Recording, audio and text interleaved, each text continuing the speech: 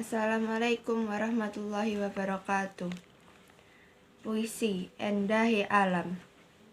Wis dipenging awakmu, geguyub rukun lindungi, saka Yang Maha Esa.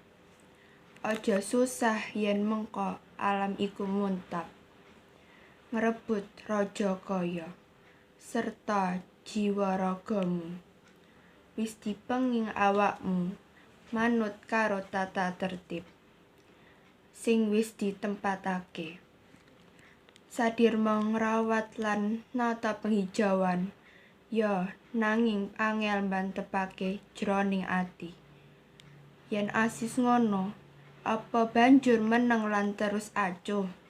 Apa ora sadar alam bakal rusak?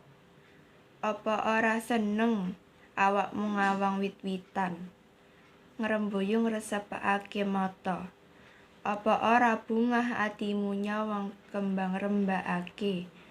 Mung kita sing bisa ngubah iki, ngrubah alam balik kaya mbiyen maneh.